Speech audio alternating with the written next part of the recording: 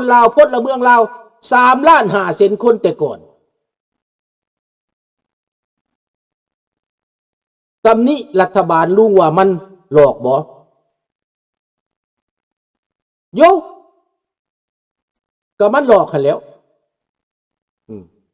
บ่แม่นแต่มันหลอกแล้วลุงนี่เห็นมันเห็ดนี่แหล้วบ่แม่นมันหลอกได้เห็นกับตาแล้วลุงนี่นะลุงก็บ่เคยเห็นดอกเผด็จการคอมมิวนิสต์มันเป็นแนวใดนะตอนมันเข้ามาลุงอายุ22 ปีได้เมียแล้วตอนมันเข้ามาน่ะได้ลูกแล้วอายุ22 ปีตอนมันเข้ามาน่ะลุงได้เมียได้ลูกแล้วลุงเห็นบ่จักทางไปได้สิไปไสมันเข้ามากับบ้านเฮาสิไปไสตะกี้บ่จักได้ว่าสิไปไสได้สบายดีอันนั้นเวียงไสเนาะบ่จักว่าสิหนีไปไสได้เห็นบ่ล่ะก็เลยว่าอยู่ในประเทศนี่ก็อยู่เฮามีลูกมีเต้ามีลูกมีเมียแล้วอยู่แล้วเฮาก็เห็นความจริงว่ามันโหดที่สุดสบายดีนา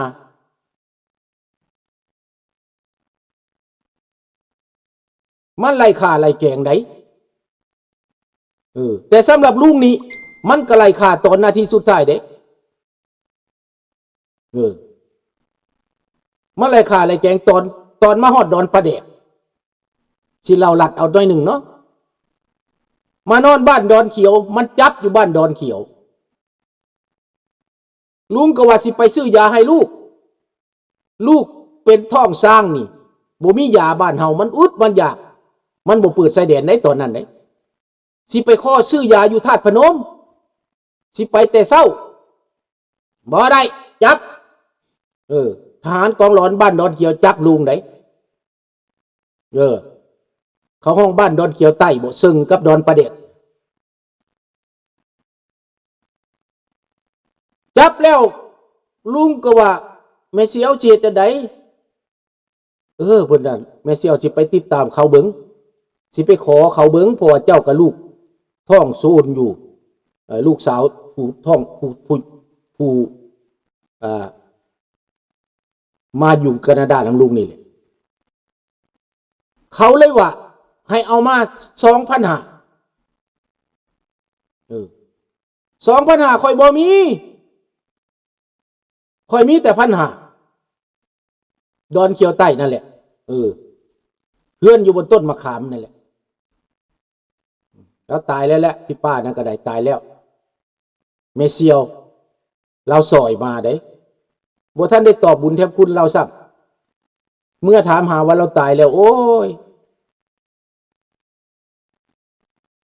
พอได้ข้ามมาฮอดดอนประเดกมันมาหลัดอยู่ดอนประเดกมันสิเอาเงินต่อมันสิขาถิ่มข้ามเรือเห็นคนไทยกับเจ้าส่งเรือมาให้เอาเงินเนี่ยกับเจ้าสุกเรือมาให้มันใกล้ประมาณ40 เมตรนี่แหละนะตาฝั่งดอนเขียวกับอนาฝั่งไทยบ้านกลางนี่แหละประมาณคือสื่อในนั่นแหละจื้อได้บ่ลืมอยู่เต้นเขาเฮือกสู้เฮือเขาจำตาฝั่งแล้วก็เล่นขึ้นตาฝั่งไวๆ5 โมงเช้าเนาะเห็นคนลงมาฮดพักอยู่มันก็สากปืนไหลหลังรถหยุดหยุดก็บ่หยุดแล่นขึ้นติ๊กคนก็ไวพี่น้องคนไทยอยู่ฝั่งบ้านกลางนี่เขาจะบอกให้แล่นขึ้นไปฮอดเทิงตำรวจก็จับไปขังไว้เดือนหนึ่งก็ได้ออกมาก็หมอสวัสดิ์นั่นแหละไปประกันออกนะท่านหมอสวัสดิ์นครพนมน่ะนี่แหละ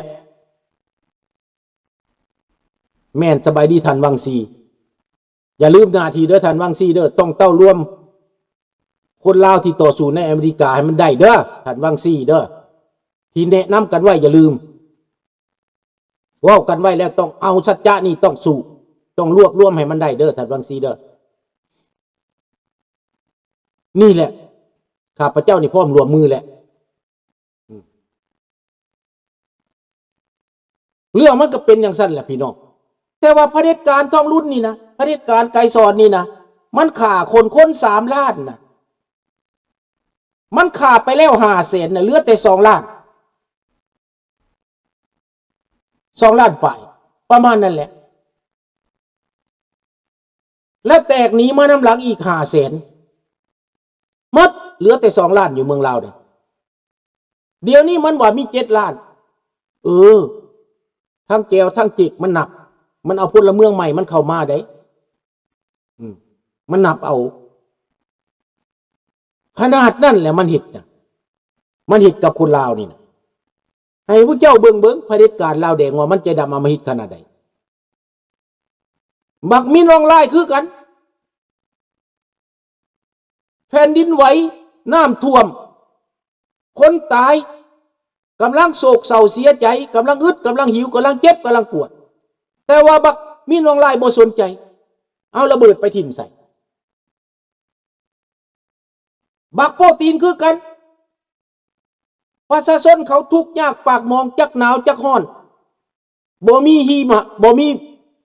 ฮีทบ่มีอายร้อนอายอุ่นบ่มีข้าวกินประชาชนยูเครนมันเอาระเบิดไปทิ่มใส่โรงพยาบาลมันเอารถไปทิ่มใส่บ่อนคลอดเด็กน้อย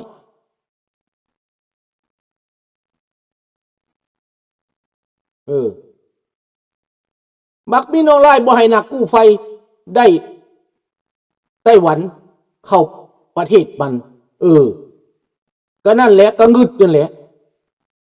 เจนได้ก็ตามดอกพี่น้องข้าพเจ้าอ่ะบักบินออนไลน์บ่มีความสุขดอกบักนี่ในที่สุดอาจจะบ่มีบ้านอยู่พุ่นแหละ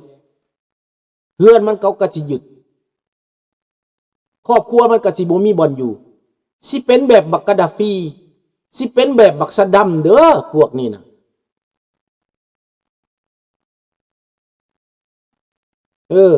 ยันได้ไปส้นบักโปรตีนพูดแหละมันไปน้ำกันเผด็จการโปรตีนก็สิตายคือกันอยู่บ่ได้คิดว่าอยู่บ่ได้คนรัสเซียก็เริ่มตื่นแล้วตายแต่ละมือคนรัสเซียก็ได้คนพม่าก็ตายคู่มือ PDF สิจัดการมันลุงก็ว่าจังสันเดี๋ยวนี้ PDF นี้เขาเริ่มได้การช่วยเหลือเลยเด้ญี่ปุ่นอเมริกาอังกฤษมหาอำนาจยุโรปเขาเริ่มเห็นความสำคัญของ PDF แล้วการต่อสู้ของเราเฮาใจเย็นๆเว้ยพวกเด็กหนุ่มเริ่มหู้แล้วลุงเหลือแต่ทีมงานบักจอมผู้กูดบ่ฮู้ว่ามันเป็นลูกลาวบ่มันเป็นแก้วเด้อลุงไปเบิ่งแล้วแม่นแก้วบักจอมผู้กูดนี่แม่นแก้วมีแต่ทหารแก้วบดมันอยู่นั่นบักจอมผู้กูดเป็นลูกแก้วหลานแก้วเด้อแม่นแก้วมาเกิดอยู่ลาวแม่นแก้วคือที่ว่านายพลนายพันที่มันเอาเข้ามาอยู่หนองทา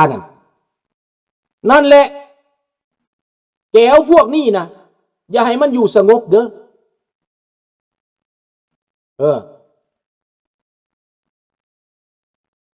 อย่าให้มันอยู่สงบบักจอมมันคูซุมือลุงให้มันคูโลดให้มันคูลูกหลานอยู่ลาวติดตามว่ามันอยู่ใส่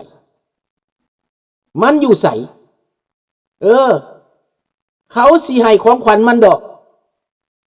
ตามลุงเข้าใจว่าคนลาวถ้าเขาฮู้ความจริงแล้วเขาก็กล้าคือกันเนี่ยเขาจะให้ของขวัญมันเฮามีของขวัญให้มันอยู่ดอกพวกนี้นะเดี๋ยวนี้ผู้บางคนก็ตื่นแล้วสิมาตอบโต้สิมาด่าพวกเฮานี่เขาก็หยุดแล้วเขาเข้าใจว่ามันเป็นความจริงที่พวกเฮาเว้าไปนี่เป็นความจริงพวกมันหลงทางลูกหลานเล่านี่ผู้ใดที่เข้าใจผิดแต่ก่อนนั้นลูกให้อภัยเบิด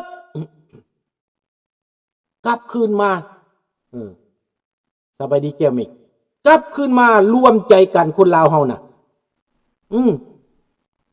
หู้แล้วก็เอามันก่อนเลยแม่นมันก็สิเป็นจังซั่นแหละสุรสิทธิ์เป็นจังซั่นแน่ๆคนลาวเดี๋ยวนี้ฮู้จักว่าแม่นตัวเองถูกหลอกแม่นตัวเองถูกตัวให้ทำลายชาติเองแล้วเพื่อผลประโยชน์คนอื่นเขาตื่นแล้วคนหักชาติในสภาก็มีคนหักชาติในกองทัพก็มีคนหักชาติในตำรวจก็มีในสังคมก็มีในวงการของภาครัฐมันก็มี ยังปนเปื้อนอยู่เขาก็บอกมาว่าเดี๋ยวจะจัดการมันมีหลายคนนะที่ข้าพเจ้าได้คอนแทคได้สื่อสารถึงตั้งแต่ก่อนเขาก็บอกเข้าใจผู้บางคนก็ยังว่าสุพรรณวงศ์ดียังห้องหาสุพรรณวงศ์อยู่บักสุพรรณวงศ์นั่นแล้วเป็นต้นเหตุนะครับพระเจ้าก็ว่าจังซี่เลยแล้วมันเสียมันพ่ายแพ้ไปแล้วถูกเขาหลอกลูกมันก็ได้หนีไปอยู่นิวซีแลนด์ลูกสาวมันก็ถูกเขาใส่ยาเบื่อลูกไส้กกมันก็ถูกเขาฆ่าเจ้าพะยังสิว่ามันดีบ่ก็มันนั่นแล้วไปเหตุให้บ้านเมืองเป็นอย่างซี่นั่นมันสารภาพเองข้าพเจ้าก็ว่าจังซี่แหละเจ้าสิไปนิยมบุคคลบูชาบุคคลนั่นมันบ่ถูกเจ้าต้องเอาหลักการเด้อข้าพเจ้าก็เว้าซั่นหลานก็รอวันนั้นเลยลุงในเวลาที่เฮารอวันนั้นเฮาต้องเตรียมจิตเตรียมใจเฮาต้องเรียนรู้เฮาต้องเรียนรู้ไว้ก่อนเฮาต้องเข้าใจมันถูกต้องก่อนเฮาต้องสามัคคีไว้ก่อนนี่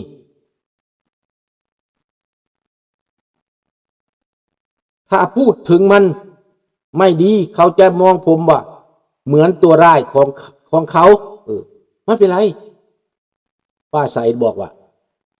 อยู่ในใจนั่นแหละในใจเฮานั่นแหละแล้วก็เคลื่อนไหวหลับ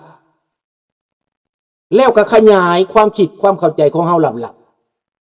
ๆรอท่าสภาพการที่ของเฮามีโอกาสของเฮามีลุงวันมั่นใจเด้อ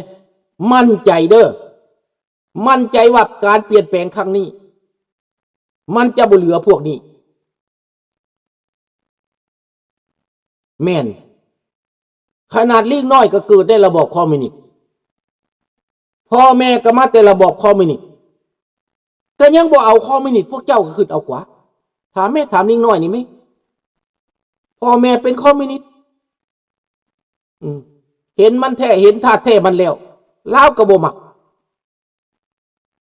ล้วนแต่การเมืองขี่ตัวทั้งสิ้นถ้าอยากมีชีวิต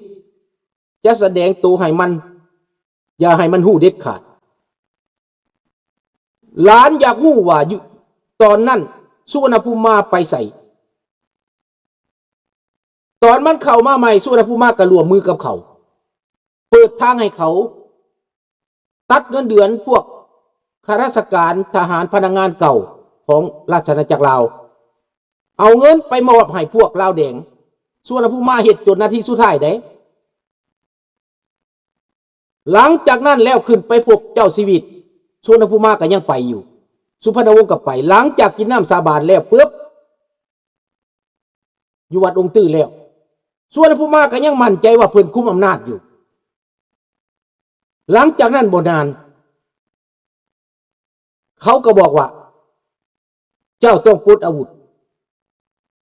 เจ้าต้องปลดเจ้าชีวิตสุวรรณภูมิมาเริ่มหู้ตั้งแต่หันแหละมีท่าทีมีท่าทีบ่พอใจบอกให้ลูกชายหนีไปเมืองฝรั่งบอกให้เมียหนีไปเมืองฝรั่งเขาก็ใส่ยาสั่งกระตายพี่น้องตายทีละน้อยสุวรรณวงศ์ก็เริ่มป่วยต่อมาสองไอ้น้องรู้สึกว่าหักถึกหักหลังถึกบักไก่สอนถึกบักโฮจิมินห์หักหลังตอมใจตายในที่สุดบักสุพรรณวงศ์กับบักสุวรรณภูมิมาสองไอ้น้องนี่เป็นสองไอ้น้องทรยศแม่นหู้โตซาเบิดทั้งสองคนติดแหวเขาแล้วติดกับดักเขาแล้วจากหู้ลุงยังอยู่ในตอนนั้นหู้สถานการณ์ดีเบิดแต่ว่าความบ่หุนหันพลันแล่นของลุงเกือบลุงจะปล้นอาวุธออกไปป่าได้ลุงกระโจะเพราะว่าลูกน้อยๆเด้อดทนไว้ก่อนเงียบไว้ก่อนยับยั้งสั่งใจไว้ก่อนได้บัดโตนมาฮอดเมืองไทย